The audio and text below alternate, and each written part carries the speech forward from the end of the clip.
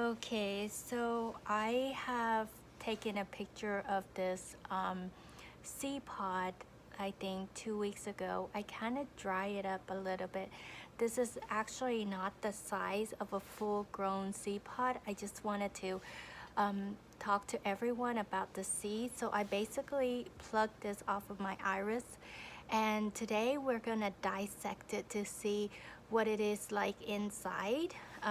So basically the stem part is dry, turned brown, so it's not fully grown. Therefore, we cannot use this seed pod to plant new irises. But I just wanted to dry it up, cut it open, and see what's inside the seed pod. So as you can see, the seed here, there's a lot of seeds. And the seeds are not fully, if it's fully ripe or dry naturally, the seed is going to be dark brown or black in color, and the seed is going to be a little bit bigger. So the seed pod carry over 100 new plant.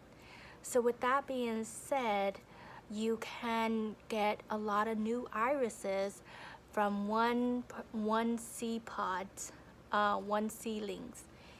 However, if you don't know how to hybridize this iris, you will get weird looking colors. So that's the reason why I particularly don't hybridize. So I don't want to spend the time and effort growing an iris and I might not like it. So I tend to not keep the stalks of the iris and let it grow fully into a seed pod like this, and get the seed and then spend the time planted. When you plant the seed, I think it takes up to 2 to 3 years for it to fully flower. So therefore it takes a lot of time and effort.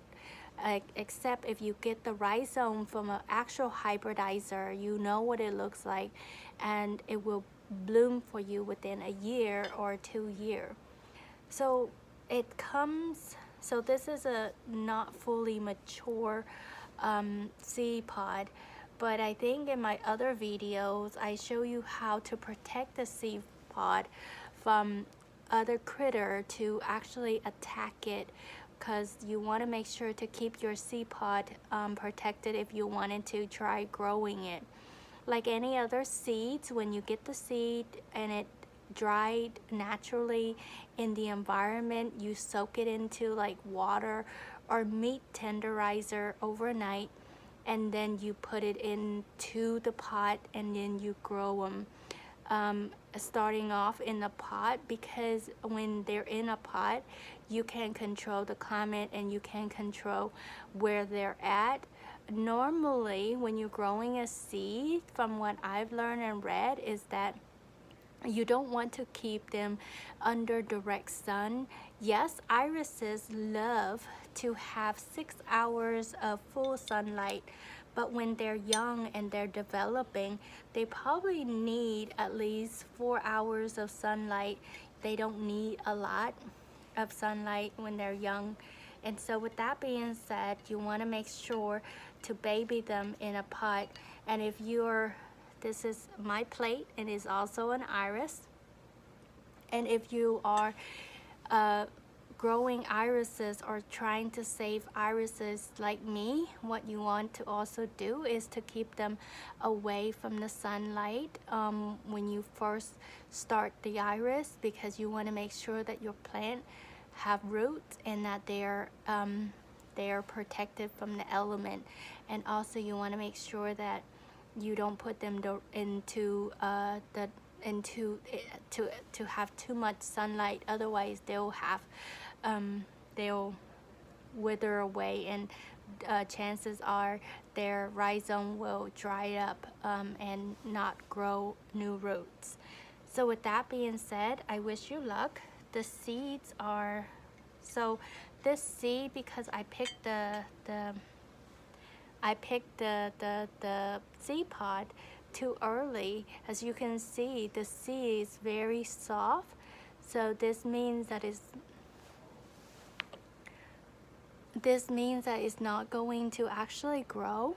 So there's no need for me to keep this seed pod. I'm just going to show it, and then I'm gonna throw it in the trash. I have a few seed pod that's actually on the plant that is actually maturing and growing, and basically they're getting larger each day. I believe that they could be as big as my thumb or twice the size of my thumb.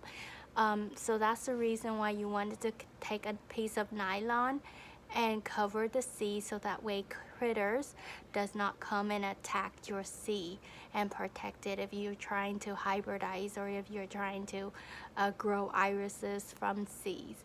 If you have any suggestion, comment, please let me know, because like you are, I am also trying to learn how iris behave and how to hybridize irises too as well. Good luck, thank you, and take care.